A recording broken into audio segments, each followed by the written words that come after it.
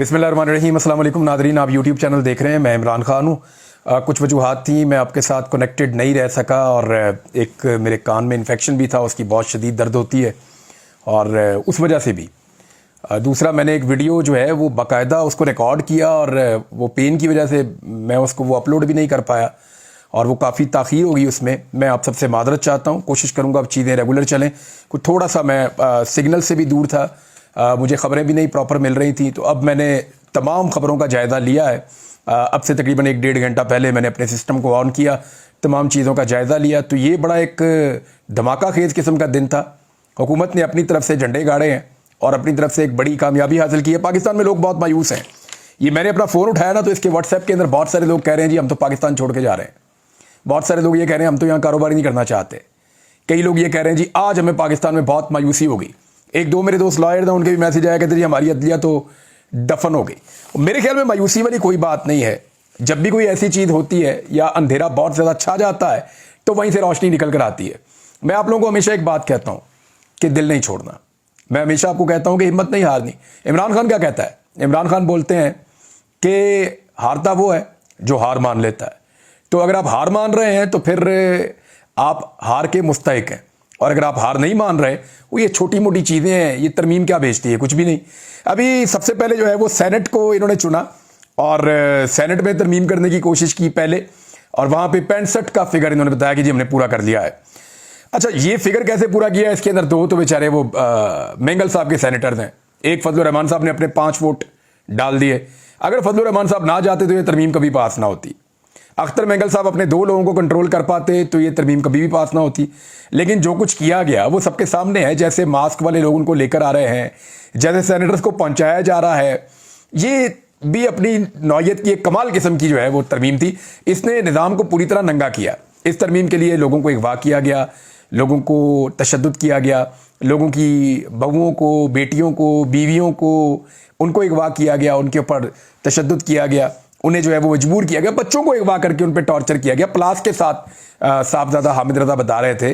तो ये जो कुछ भी हुआ ये इस मुल्क का रिकॉर्ड है और रिकॉर्ड का हिस्सा बन रहा है कि पाकिस्तान की ताकतवर अशराफिया अपनी नौकरियां और अपने इक़्तिदार को बचाने के लिए किस लेवल तक गिर जाते हैं। यानी अच्छी बात है ना, हमें पता चल रहा है। अब सोचें जरा एक लम्हे के लिए, क्या 3 साल पहले हमें पता था कि ये लोग अपनी नौकरी के लिए इस लेवल तक गिर जाते हैं? जब कोई कभी कहता था तो हम कहते थे नहीं नहीं यार ये झूठ बोल रहा है। नहीं पता था ना। कभी 3 साल पहले हमें पता था कि काजी फायद ईसा जैसा एक जज आएगा जो आके रिकॉर्ड पे रिकॉर्ड लगा देगा? नहीं पता था ना। अब हमें पता है। क्या 3 साल पहले हमें पता था कि जो पाकिस्तान की एस्टेब्लिशमेंट है वो सारा कुछ हम तो ये समझते थे पाकिस्तान के मफाद में करती है, लेकिन अब पता चल रहा है कि नहीं नहीं, अपना मफाद भी होता है, अशराफिया का अलग मफाद होता है। तो 3 साल पहले क्या हमें पता था कि पीपल्स पार्टी और नून लीग जो है वो अंदर से मिले हुए हैं, नूरा कुश्ती कर रहे हैं? नहीं पता था ना। अब हमें पता है। यानी बहुत सारी चीजें नंगी हो गई हैं। होने दें, जितने ज्यादा इनके कपड़े उतरेंगे उतना गौर से हम इन्हें देख लेंगे, हमें पता चल जाएगा जनाब इनकी औकात क्या है और ये क्या बेचते हैं। बहरहाल इन्होंने बड़ी कामयाबी से अपने तौर पे एक आईनी तरमीम की है। उसके अंदर उन्होंने खेल क्या खेला वो मैं आपको बताता हूं, लेकिन चंद चीजें अपने रिकॉर्ड पे आप रख लें और रिकॉर्ड का हिस्सा बनाएं, क्योंकि खेल अभी खत्म नहीं हुआ। इन्होंने खेल का नेक्स्ट राउंड शुरू कर दिया है अपनी तरफ से तरमीम करके। मैं बताता हूं क्या होगा। सबसे पहले तो आप ज़हन में ये रखें कि ये असेंबली जाली है। तो क्या जाली असेंबली एक तरमीम कर सकती है? किसी वक्त भी जब ये इलेक्शन चैलेंज होगा और पता चलेगा कि सारे फॉर्म 47 जाली हैं, तो फिर उनकी की हुई तरमीम कहां जाएगी?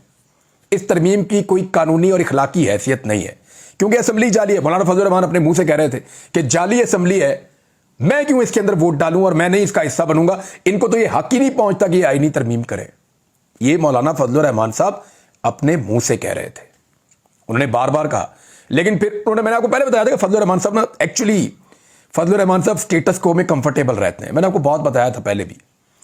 तो फजलुर रहमान साहब के जो बंदे जिनके बारे में कहा जा रहा था ना कि वो अगवा हो गए हैं, अब ये अब्दुल शकूर साहब के बारे में, तो वो मैंने थोड़ा सा इन्वेस्टिगेट किया। अगवा कोई नहीं हुए थे, वो अपनी मर्जी से अगवा हुए थे और वो एक प्रेशर बनाया गया था। इन्फॉर्मेशन मेरे पास पहुंची थी, मैंने इसको सबसे पहले ट्वीट करके बताया था, लेकिन उसके अंदर उनकी मर्जी शामिल थी और उनके बड़े मामलात हैं। तो फजलुर रहमान साहब थे, फिर वो वापस जाके मिल भी लिए थे।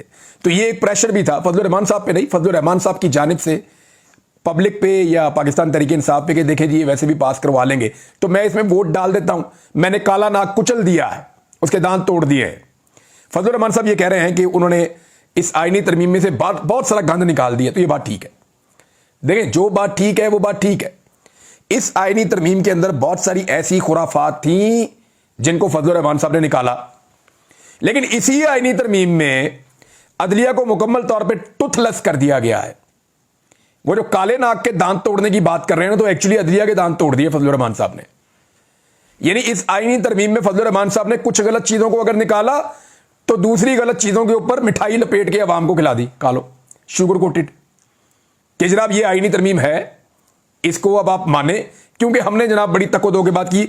अच्छी बात यह है कि पाकिस्तान तहरीक इंसाफ इसका हिस्सा नहीं बनी। यह सबसे अच्छी बात कि इमरान खान साहब ने कहा जी मैं इस गुनाह कबीरा का हिस्सा नहीं बन रहा, I am not part of this, मैं इसका हिस्सा नहीं बनना चाहता। इसलिए कि तो असम्बली जाली है, इनका मैंडेट ही जाली है, इनके पास तो सादा अक्सरियत नहीं है, तो फिर यह कैसे मुमकिन है कि ये 2/3 अक्सरियत से आईनी तरमीम पास करवा रहे हो। अच्छा, कई जो MNAs है ना, वो इमरान खान साहब को पहले ही धोखा दे चुके थे। मैं आपको क्लियर कर देता हूं, कई MNAs ने इमरान खान साहब को धोखा दिया था, और उनकी जरूरत पड़ती है या नहीं पड़ती है एक अलग बात है, क्योंकि फजलुर रहमान साहब के 8 वोट वहां पे चले गए हैं। इस वक्त हुकूमत के पास 212 वोट हैं। पहले सेनेट में चले आ जाए, सेनेट में भी इमरान खान साहब के 3 सेनेटर धोखा दे चुके थे, एक खातून सेनेटर है, 2 मर्द हजरात हैं। ये इमरान खान साहब को धोखा दे चुके थे। इमरान खान साहब को 2 की शक्लें तो दिखा रहे हैं ना, एक खातून की दिखा रहे हैं डॉक्टर जरका की, और एक दिखा रहे हैं वो जो खैबर पख्तूनख्वा से फैसल, इनकी दिखा रहे हैं कि जनाब इन लोगों ने 2 नंबरी की है। तो ये 3 लोग मुबैना तौर पे कंप्रोमाइज हो गए थे पाकिस्तान तहरीक इंसाफ के सेनेट में। तो अब तो ये खातिर जमा रखें कि इनकी पाकिस्तान में कोई सियासत नहीं है, चाहे इन्होंने वोट डाला चाहे नहीं डाला। अब ये ना जिंदगी में दोबारा सेनेट में कभी इनको कोई पार्टी लेगी या इनको बनाएगी, खासतौर पे पाकिस्तान तहरीक इंसाफ तो नहीं बनाएगी। हालांकि इनको वादे किए गए, देखो ना फैसल वाडा भी तो सेनेटर बन गया, देखो ना मोहसिन नकवी भी तो सेनेटर बन गया, तो आपका पॉलिटिकल कैरियर कभी खत्म नहीं होगा, हम आपको फिर बनाएंगे। भाई जो पॉलिटिक्स करता है इंसान वो इज्जत के लिए करता है। अगर तो आपने पैसे कमाने के लिए की है तो ठीक है, फिर तो आपने खोला हुआ है बाजार, उसके अंदर बेचें अपने आप को, लेकिन एक्चुअली तो इज्जत कमाने के लिए करता है। तो इज्जत के लिए अब ये लोग तरसेंगे, ये जहां जाएंगे इज्जत के लिए तरसेंगे। इन्होंने वोट नहीं भी डाला ना, तो ये ब्लैकमेलिंग के लिए इस्तेमाल हुए हैं। मौलाना फजलुर रहमान साहब के 2 लोग और PTI के 3 लोग, ये ब्लैकमेलिंग के लिए इस्तेमाल हुए हैं। मेंगल साहब ने बड़ी कोशिश की अपने बंदों को रोकने की कि जनाब मेरे बंदे रुक जाएं, दोनों बंदे गायब कर दिए गए, लाके दोबारा उनसे वोट ले लिए गए। तो इस तरह इन्होंने 65 का फिगर पूरा कर लिया है। और फजलुर रहमान साहब का जो है, मैंने किरदार आपको बताया था, वो ज़रा कंफर्टेबल रहते हैं एस्टेब्लिशमेंट के साथ या स्टेटस को के साथ। तो फजलुर रहमान साहब ने ये किया, कुछ इनको दे दिया, कुछ उनको दे दिया, कुछ उनको दे दिया। PTI को भी कह दिया कि देखिए जी मैं इतना कर सकता हूं, तो पब्लिक को भी बताया कि देखिए जी मैंने कितनी कोशिश की है। तो एक्चुअली ये अदलिया के ऊपर एक बहुत बड़ा अटैक है। इसमें हुआ क्या, ये ध्यान में रखिए आप चीजें। एक तो इन्होंने जो जुडिशल कमीशन है, जो जजेस की अपॉइंटमेंट करता है, उसकी फॉर्मेशन तब्दील कर दी है। पहले इसमें 9 मेंबर्स होते थे। 9 मेंबर्स के अंदर जो है वो सबसे पहले सुप्रीम कोर्ट ऑफ पाकिस्तान के 5 जजेस होते थे। उसके बाद इसमें अटॉर्नी जनरल, वजीर कानून, पाकिस्तान बार काउंसिल का एक नुमाइंदा और एक रिटायर्ड जज, ये 9 होते थे। तो ये अक्सरियत से फैसला करते थे, जज अपॉइंट हो जाते थे। अब जो है वो जजेस की अपॉइंटमेंट के हवाले से जुडिशल कमीशन में मजीद 5 बंदे शामिल करके तादाद 14 कर दी गई। ये 5 बंदे जो हैं ये पार्लियामेंट से शामिल किए गए। इसमें 2 सेनेट के और 2 कौमी असम्बली के, 4 बंदे ये शामिल कर दिए। और इसके अलावा एक अकलियत का मेंबर भी शामिल कर दिया, और वो स्पीकर बताएगा जनाब कौन सा है। तो स्पीकर बताएगा, तो स्पीकर वही बताएगा ना जिस जमात का स्पीकर होगा, हुकूमत का ही होगा ना स्पीकर, तो हुकूमत का ही नाम लेगा। तो इस तरह हुकूमत ने अपनी बड़ी ताकत हासिल कर ली है यहां पे कि जजेस कुछ भी चाहें, जितना मर्जी मेरिट के ऊपर जाएं, अगर किसी ने जज बनना है तो उसको सियासी जमातों से बेहतरीन ताल्लुकात रखने पड़ेंगे। 3 सीनियर जजेस में से ही एक जो है वो चुना जाएगा और उसको बनाया जाएगा चीफ जस्टिस ऑफ पाकिस्तान। अगर तीसरे नंबर वाला इनकार करता है तो चौथे वाला तीसरे पे आके शामिल हो जाएगा, ये भी मुमकिन है। मुझे एक दोस्त ने कहा कि ये भी हो सकता है। तो अगर याया अफरीदी साहब ने कहा जी मैं नहीं बनता, तो फिर जस्टिस अमीनुद्दीन खान साहब बन जाएंगे। और कोई पता नहीं याया अफरीदी साहब बने तो होगा क्या, क्योंकि देखिए काजी फायद ईसा साहब जैसा जज नहीं मिलेगा। ये आप मेरे से लिख कर लें कि अगर काजी फायद ईसा साहब के करीब कोई जज पहुंच सकता था, तो बहुत सारे जो लोग रिपोर्टिंग करते हैं कोर्ट में, वो कहते हैं जस्टिस अमीनुद्दीन खान साहब के अंदर ये काबिलियत है कि वो काजी साहब के करीब पहुंच सकते थे, लेकिन काजी साहब का रिकॉर्ड नहीं टूट सकता। एक्चुअली जो बाकी 3 जजेस हैं टॉप के, जस्टिस मंसूर अली शाह, जस्टिस मुनीब अख्तर, इन दोनों को तो कभी भी नहीं बनाएगी हुकूमत, बहुत मुश्किल है। हाँ, मंसूर अली शाह साहब को अगर कोई बात कहीं पे आ जाए, क्योंकि वकला की तहरीक अभी चलनी है। एक बात आप ज़हन में रखिएगा कि जो लड़ाई पाकिस्तान तहरीक इंसाफ ने लड़ी है और बड़ी कामयाबी से बड़े लंबे अरसे तक लड़ी है, पहली मरतबा ऐसा हुआ कि मुक्तदरा के पसीने छूट गए हैं। इस आईनी तरमीम के लिए उन्होंने वो सारे हरबे इख्तियार किए जो दुश्मन मुल्क के साथ किए जाते हैं, वो सारे हरबे इख्तियार किए जो आप मकबूजा इलाके के अंदर करते हैं, वो सारा कुछ करना पड़ा इस आईनी तरमीम के लिए। तो ये इमरान खान की बहुत बड़ी कामयाबी है कि कुछ भी जमहूरी अंदाज में नहीं हो सका। और इमरान खान ने बिलावल का असल चेहरा भी इस कौम को दिखाया, असल चेहरा। यानी बिलावल अगर जिंदगी में कभी बोले ना कि वो जमहूरी है, तो आपने इस बात पे यकीन कर लें, क्योंकि बंदा रात को ये कहेगा ये दिन है तो आप मान लेंगे ठीक है दिन है, लेकिन बिलावल बोले कि मैं जमहूरी हूं तो इसको आप नहीं मानेंगे हम। उसकी वजह यह है कि बिलावल ने सरेआम धमकियां लगाई हैं, सरेआम धमकियां लगाई हैं। और सबसे ज्यादा जोर बिलावल किस चीज पे दे रहे थे? बिलावल भी और नवाज शरीफ भी, ये दोनों लोग सबसे ज्यादा जोर मिलिट्री कोर्ट्स पे दे रहे थे ताकि इमरान खान साहब को फिक्स कर सकें। बहरहाल आज हम जरा अदालत के ऊपर रहेंगे। ये लड़ाई जो है वो अब पाकिस्तान तहरीक इंसाफ के कैंप से निकलकर ये गले पड़ गई है अदलिया के। अब जो खास तौर पे नौजवान वकला है उनके अंदर बड़ी पहले ही बेचैनी थी। उन्हें लगता था कि उनकी जो सीनियर क़यादत है वो कुछ ना कुछ करके इस सारे मामले को रोक कर रखेगी और इतना बड़ा पाकिस्तान के अंदर खराबा नहीं होने देगी अदलिया में। अब अदलिया के तो तोड़ दिए गए दांत, सो मोटो नोटिस अदलिया ले नहीं सकती। तमाम जजेस जो है उनकी कारकर्दगी रिपोर्टें जो है पार्लियामेंट में बनेंगी। ये अमेरिका में अच्छा लगता है, उसकी एक वजह है। अमेरिका में इसलिए अच्छा लगता है कि वहां फॉर्म 47 के ऊपर कोई नहीं आता। वहां पे जो है वो एक सरकारी ऑफिसर बैठ के पार्लियामेंट नहीं चला रहा होता यूनिफॉर्म में। अमेरिका में ऐसा नहीं होता। पाकिस्तान में जो है वो रियल डेमोक्रेसी नहीं है। तो जिस मुल्क में जमहूरियत ही नहीं है, जहां पे औरतों और बच्चों को उठा के जो है वो आईनी तरमीम करवाई जा रही है, उस मुल्क के अंदर वो वाले कंप्रोमाइज पार्लियामेंटेरियंस वो करेंगे जजेस का एहतसाब। हद हो गई वैसे, जहां पे आधी पार्लियामेंट के ऊपर अपने मुकदमे बने हुए हैं। खुद इन्होंने करप्शन की हुई है, लीडरशिप ने करप्शन की हुई है। अपने सवालों के जवाब आज तक नहीं दे सके कि पैसा कहां से कमाया, मनी ट्रेल नहीं दे सके वो लोग। अब जिनके केसेस जजों के पास चलने चाहिए, अब जजों की कारकर्दगी का जायजा वो लोग लेंगे। यानी उल्टी गंगा इस मुल्क में अब बहेगी। और ये फजलुर रहमान साहब ने इसके अंदर रोल प्ले किया। फजलुर रहमान साहब ने, देखें, जहां नेगेटिव है वहां थोड़ा पॉजिटिव भी है।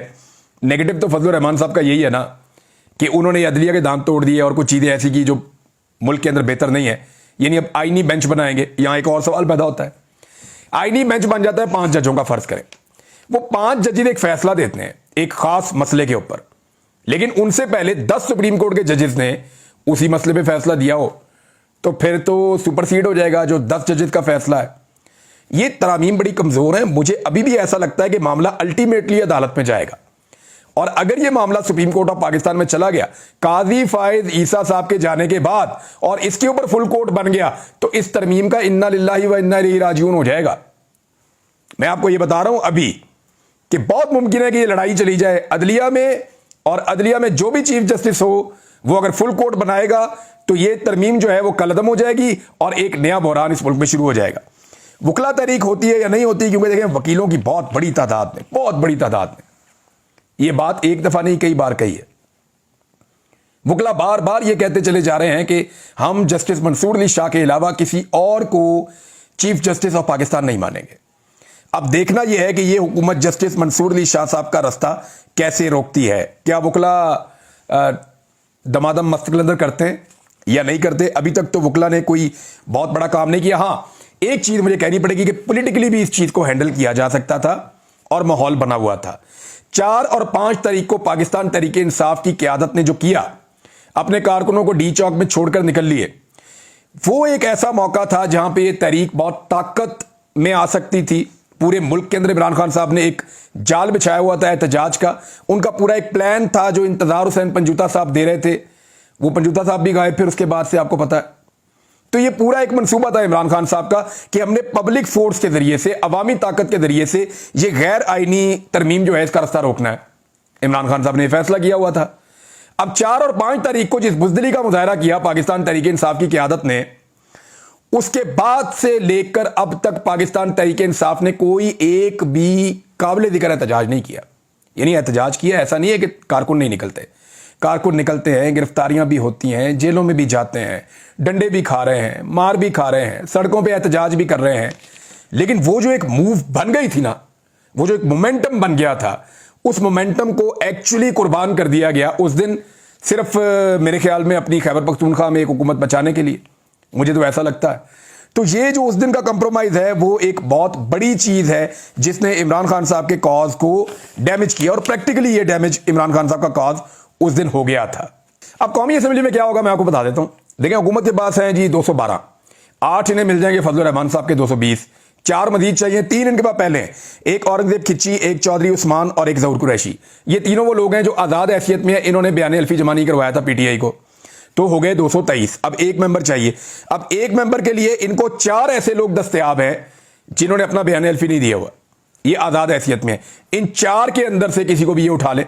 मिसाल के तौर पे मुबारक ज़ेब को उठा सकते हैं, इलियास चौधरी को उठा सकते हैं, ब्रिगेडियर असलम घुम्मन को उठा सकते हैं, रियाज फटियाना को उठा सकते हैं। इन 4 में से किसी एक का भी वोट अगर इन्हें मिल जाता है तो ऐसी सूरत में आईनी तरमीम फिर भी हो जाएगी। लेकिन याद रखिएगा, एक बात आप सबने अपने पल्ले बांध लेनी है कि ये जाली असम्बली है फॉर्म 47 के मुताबिक, और ये काजी फायद ईसा साहब की मेहरबानी से है। दूसरा, ये 63A का अगर रिव्यू का फैसला काजी फायद ईसा साहब सदारती ऑर्डिनेंस के नतीजे में अपनी मर्जी का बेंच बनाकर ना करते तो कभी भी ये आईनी तरमीम पास ना होती, क्योंकि 63A का फैसला करवा के तमाम पॉलिटिकल लोगों को ब्लैकमेल करके उठाया गया, उसकी बुनियाद के ऊपर माहौल बनाया गया, फजलुर रहमान साहब को भी दबाव में लिया गया, तमाम लोगों को। अगर काजी फायद ईसा साहब 63A वाला काम ना करते तो ये तरमीम कभी ना होती। और 4 सीटें भी तो दी हुई है ना थोड़ा अर्सा पहले। काजी साहब ने नून लीग को 4 सीटें पीटीआई से छीन कर भी तो दी हैं थोड़ा अर्सा पहले। तो कोई एक एहसान थोड़ी है। तो काजी साहब की तारीफें तो सबने करनी है। अगले वीलॉग में कुछ और चीजें बताता हूं। अब तक के लिए इतनी, अपना ख्याल रखिएगा, अपने चैनल का भी। अल्लाह हाफिज़।